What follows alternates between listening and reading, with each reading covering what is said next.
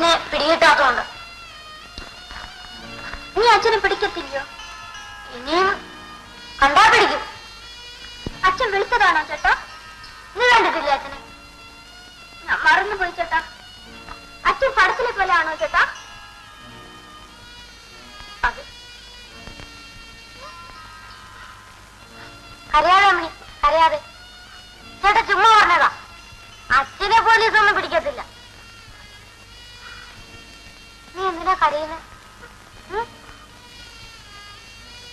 എനിക്ക് കരച്ചില് വന്നു ചേട്ടാ.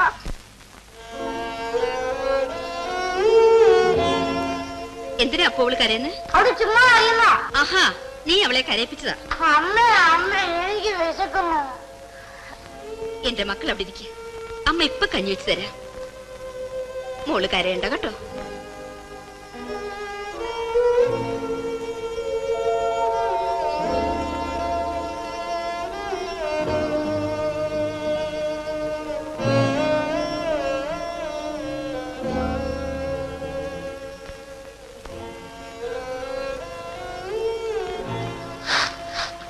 ഇതാണ് പുട്ട്.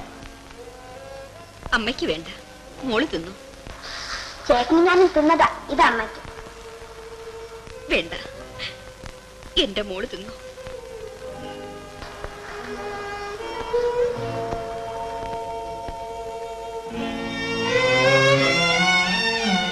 അമ്മേ, അമ്മ എവിടെയാ പോയത്? അമ്മുമ്മയുടെ വീട്ടിൽ. അയ്യോ അമ്മേ, എന്നെയും കൂടെ കൊണ്ടുപോകുന്നത് എന്താ? അമ്മേ, അമ്മുമ്മയും അമ്മാവനെ എനിക്കും കാണണ്ടേ?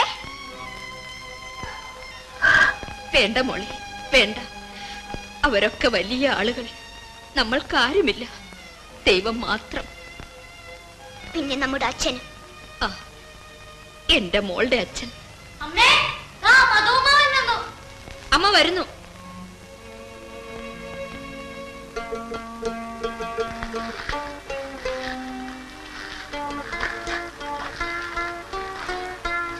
അമ്മയും മതവും കൂടി അകത്തെന്ത് ചെയ്യുകയായിരുന്നു?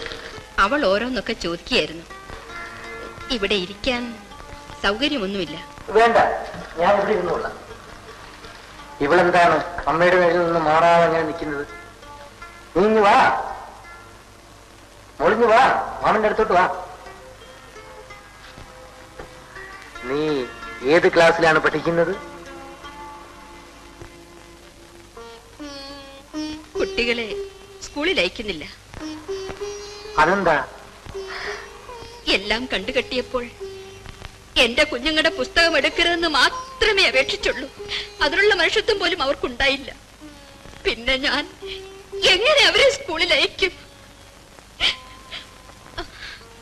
മോള് പോയി അടുപ്പിൽ തീ എരിയുന്നുണ്ടോ നോക്ക്. ശാരദ എന്നെ വളരെയേറെ തെറ്റിദ്ധരിച്ചിരിക്കുന്നു. ഒരു തെറ്റിദ്ധാരണയുമില്ല. നിങ്ങളെ സഹായിക്കാൻ അങ്ങനെ ആർക്കും സഹായിക്കാൻ കഴിയുന്ന ആപത്തല്ലല്ലോ ഞങ്ങൾക്ക്. വിശേഷിച്ച് നിങ്ങളൊക്കെ വലിയ ആളുകൾ. ഞാൻ ഇത്രയും പറഞ്ഞതുകൊണ്ട് ശാരദ എന്നെ മറ്റു രീതിയിൽ വിചാരിക്കുകയാണ്. എങ്ങനെ? എന്റെ ഹൃദയത്തിൽ ശാരദയെ സംബന്ധിച്ച് അങ്ങനെയൊരു ദൗർബല്യം. മറ്റു വല്ലതും സംസാരിക്കും.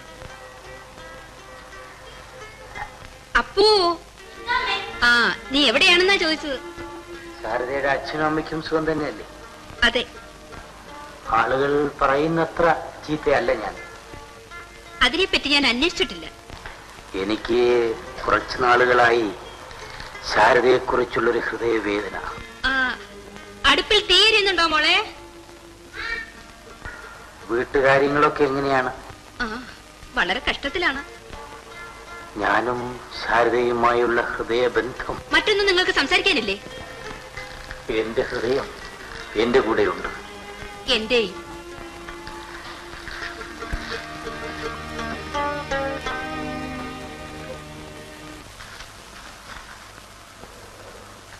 ഓ, നബീസ ഇവിടെ ഉണ്ടോ? മധുരദ്ദേഹം എന്താ വന്നത്? കുശലം അന്വേഷിക്കാൻ വന്നതാണ്. അന്വേഷിക്കുന്നു. ഇവരൊക്കെ കൂടാണ് നാട് നശിപ്പിക്കുന്നത്. അവരൊക്കെ വലിയ ആളുകളല്ലേ?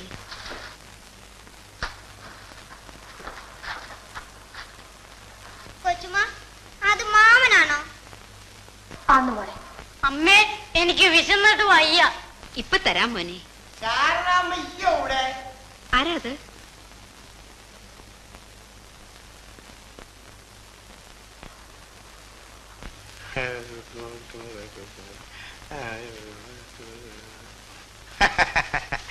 അസനാറിയാക്ക കടമുക്കിലേക്ക് പോകുന്ന കണ്ടല്ലോ നബിസ ബീവി. അല്ലേ ശാരദാമ്മയ്ക്ക് തലവേദനയാണോ?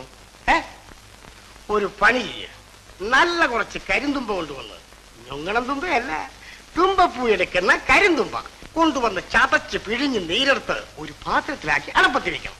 ചന്ദനം അരച്ചത്, അരച്ചൂട്ടിയത് കടയിൽ വാങ്ങാൻ കിട്ടുന്നത് പോരാ, കൈ കൊണ്ട് അരച്ചത് ഇത്ര 2 കിഴിയാക്കണം. എന്നിട്ട് തുമ്പച്ചാണകത്തിന് തിളപ്പിച്ച് ചെറു ചൂടോടെ നെറ്റിയിൽ ഊന്നണം. അങ്ങനെ ഒരു 3 പ്രാവശ്യം ഊന്നിയാൽ ചെറുക്കനെ വല്ലപ്പോഴും ഒന്ന് ശാസിച്ചേക്കണം. ഈ ആണല്ലോ മോളെ എന്നെ കളിയാക്കുന്നത്. എന്നിട്ട് നമ്മള് ചങ്ങനാശ്ശേരിയിൽ ഇരിക്കുമ്പം നമ്മൾ ശങ്കരാരായണപിള്ള അദ്ദേഹമാണ് ഏമാൻ. അന്നും നമ്മൾ യൂണിഫോം ഇടത്തില്ല, അതാണ് നമ്മുടെ ഒരു രാക്ഷസ്. ഏമാന് എന്നെ കൊണ്ട് യൂണിഫോം ഇടിക്കണം. അങ്ങനെ ഇരിക്കുന്ന കാലത്ത് ഒരു ദിവസം നമ്മൾ ഏമാന്റെ വീട്ടിലേക്ക് കടന്നു ചെല്ലുമ്പം ഏമാന്റെ ഭാര്യ തലയും കുത്തി നിൽക്കുന്നു. നീ അടി വാങ്ങിക്കും. പെണ്ണുങ്ങൾ തലയും കുത്തി വെക്കും. ഇട ചെറുക്കാ തലവേദന. എന്നിട്ട് നമ്മൾ തന്നെ പോയി കരിന്തുമ്പ് പറിച്ചു കൊണ്ടുവന്ന് ഏമാന്റെ ഭാര്യയ്ക്ക് ഈ പ്രയോഗം ചെയ്തു. ഏമാൻ ചങ്ങനാശ്ശേരിയിൽ നിന്ന് പോകുന്നവരെ കാഞ്ചിപ്പള്ളിയോട് യൂണിഫോം ഇടാൻ പറഞ്ഞിട്ടില്ല. ചെറുക്കനെ വല്ലപ്പോഴൊക്കെ ഒന്ന് ശാസിച്ചേക്കണം, ഇല്ലെങ്കിൽ തന്റെ 10 മാറ്റാ പോവാൻ. അങ്ങനെ വേണമല്ലോ അവൻ വളരാൻ.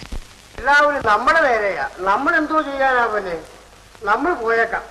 ഇവിടെ പേപ്പർ വല്ലതും വീണിട്ടുണ്ടോ? അമ്മേ, പോലീസ് വണ്ടി.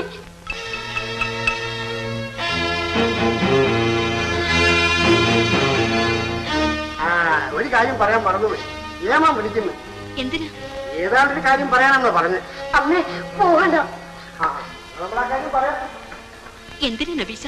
ഒന്ന് അവിടെ വരെ ചെന്ന് ചോദിക്കും. അമ്മേ വേണ്ട.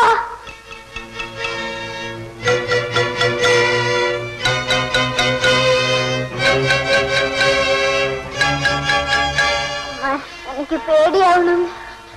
പേടിക്കണ്ട മോളെ, അമ്മ ഇപ്പഴിങ്ങി വരാം. ഞാനും വരുന്നു അമ്മേ. വേണ്ട മോനെ, അമ്മ ഇപ്പൊ വരാം. നബീസ